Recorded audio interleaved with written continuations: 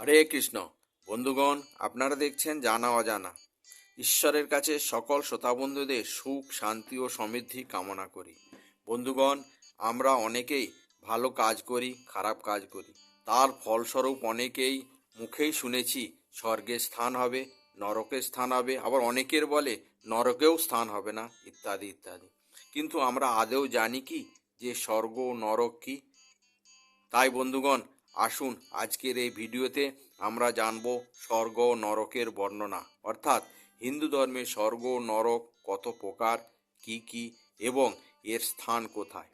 শুরু করার আগে আপনাদের কাছে ছোট্ট অনুরোধ, যদি এখনও জানা অজানার সদস্য না হয়ে থাকেন অথবা আজ প্রথমবার ভিডিও দেখছেন, তাহলে চ্যানেলটি সাবস্ক্রাইব করে বেল আইকনটি ক্লিক করুন। তাতে করে প্রত্যেকটি ভিডিও নোটিফিকেশান আপনাদের কাছে সবার আগে পৌঁছে যাবে। তাহলে এবার শুরু করা যাক। বন্ধুগণ, ভগবদ গীতায় উল্লেখ করা হয়েছে যে প্রকৃতে ক্রিয়মাণানি গুণৈ কর্মাণি সর্বশ অহংকার বিমূঢ়াত্মা কর্তাহমিতি মন্যতে। অর্থাৎ প্রকৃতিতে সব কিছুই সম্পাদিত হয় গুণ এবং কর্ম অনুসারে, কিন্তু অহংকারের দ্বারা বিমোহিত হয়ে জীব নিজেকে কর্তা বলে অভিমান করে। মূর্খ মানুষ মনে করে যে সে কোনো আইনের অধীনে নয়। সে মনে করে ভগবান বা কোনো নিয়ন্তা নেই এবং সে তার খাম খেয়াল মতো যা ইচ্ছে তাই করতে পারে।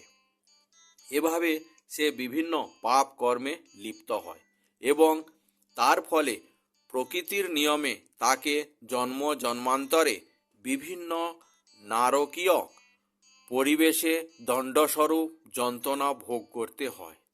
তার এ যন্ত্রণা ভোগের মূল কারণ সে মূর্খতাবশত নিজেকে সম্পূর্ণ স্বাধীন বলে মনে করে, যদিও সে সর্বদাই জড়া প্রকৃতির কঠোর নিয়মের দ্বারা নিয়ন্ত্রিত। এ সমস্ত নিয়ম কার্য করে প্রকৃতির গুণের দ্বারা প্রভাবিত হয়ে এবং তাই প্রত্যেকে তিনটি গুণের বিভিন্ন প্রকার প্রভাবের অধীনে কর্ম করে। তার কর্ম অনুসারে সে এ জীবনে অথবা পরবর্তী জীবনে বিভিন্ন প্রকার ফল ভোগ করে। ধার্মিকেরা নাস্তিকদের থেকে ভিন্নভাবে আচরণ করে, তাই তারা কর্মফলও ভোগ করে ভিন্ন রকম। হিন্দুধর্ম বলছে যে সব মানুষকেই তার কর্মফল ভোগ করতে হয়।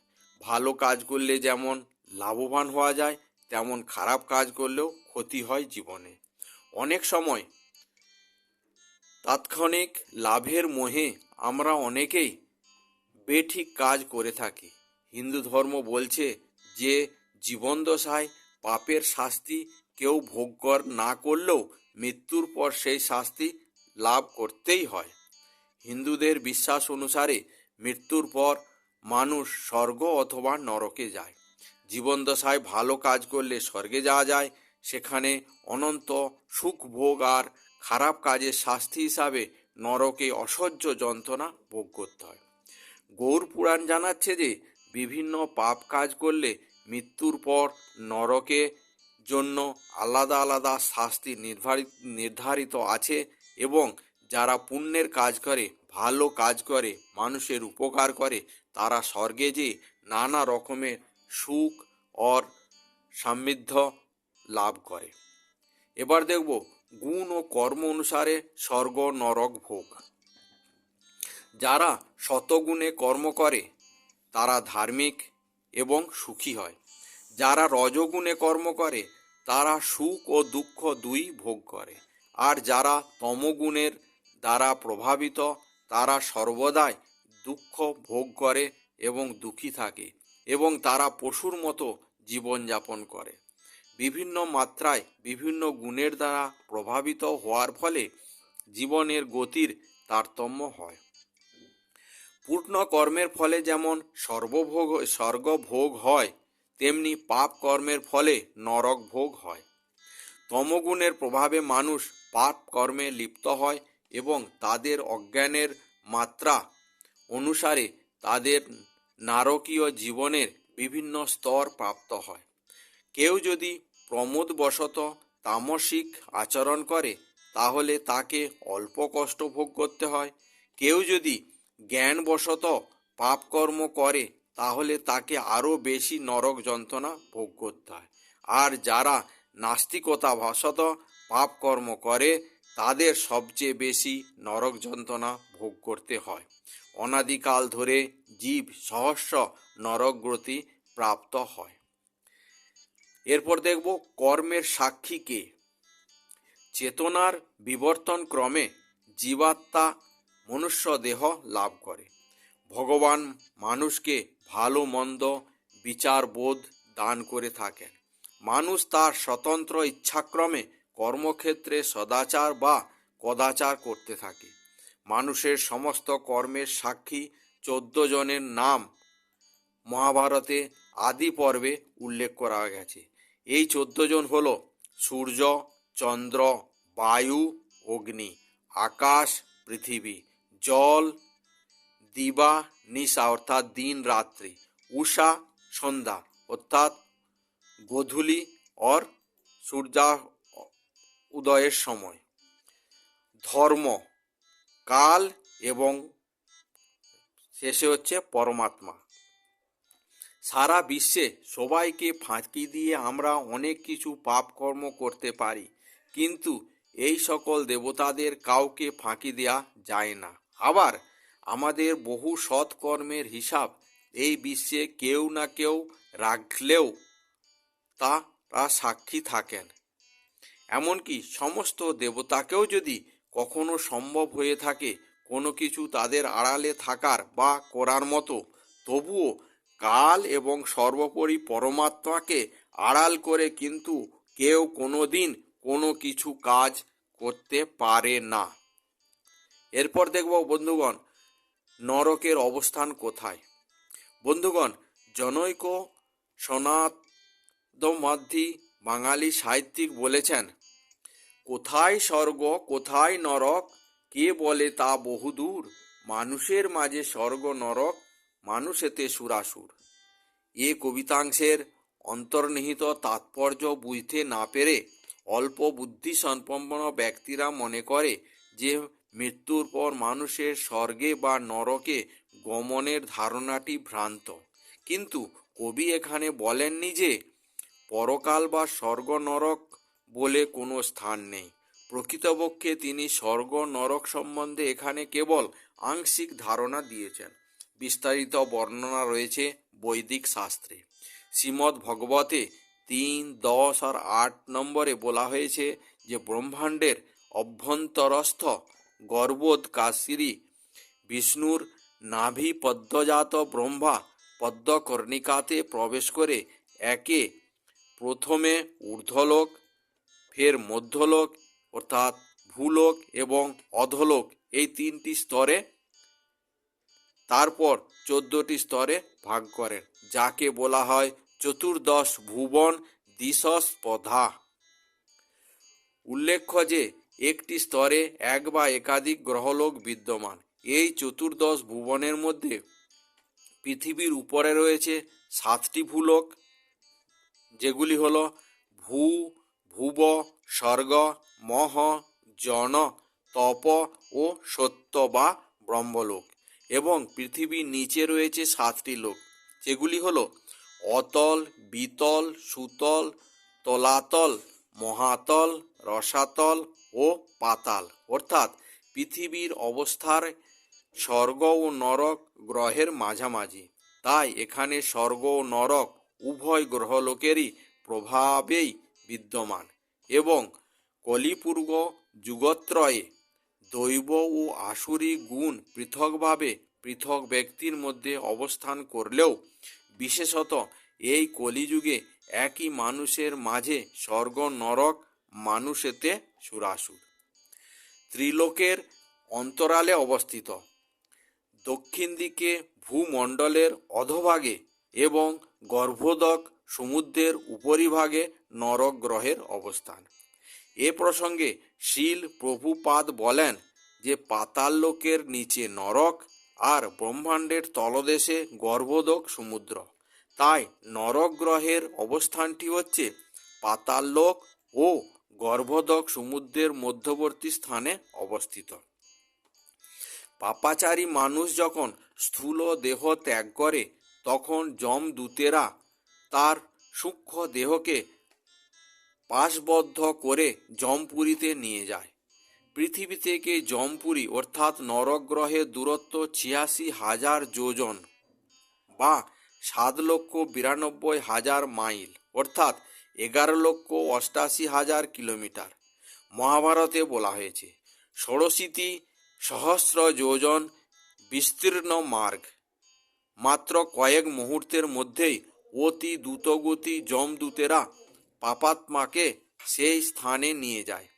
নরকের যমপুরীর নাম হচ্ছে সংযমনী।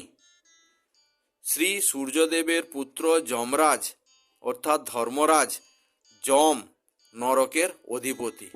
এরপর দেখব পাপের প্রকারভেদ। ৩ প্রকারের পাপ হয়, যথা শারীরিক পাপ অর্থাৎ যেই মনুষ্য জীব হিংসা করে, চুরি করে এবং পরস্ত্রীর সঙ্গ ইত্যাদি করে তাদের শারীরিক পাপ কাজে লিপ্ত বলা হয়। দ্বিতীয়ত হলো বাচিক পাপ, অসৎ প্রলাপ, নিষ্ঠুর বাক্য প্রয়োগ, পরদোষ কীর্তন, মিথ্যা ভাষণ ইত্যাদি অর্থাৎ বাণীর মধ্যে যখনই অসততা বেরিয়ে আসে বা কাউকে দুঃখ পৌঁছায় তখন বাচিক পাপ হয়। তৃতীয়ত হলো মানসিক পাপ, পরের দ্রব্যে লোভ, পরের অনিষ্টা চিন্তা বা বেদ বাক্যে অশ্রদ্ধা ইত্যাদি মনের যে খারাপ জিনিস, মনকে যখন খারাপভাবে ব্যবহার করা যায় সেটা হলো মানসিক পাপ। এই ত্রিবিধ পাপ সযত্নে এড়িয়ে চললে মানুষ ইহলোক ও পরলোক এ সুখী হতে পারে।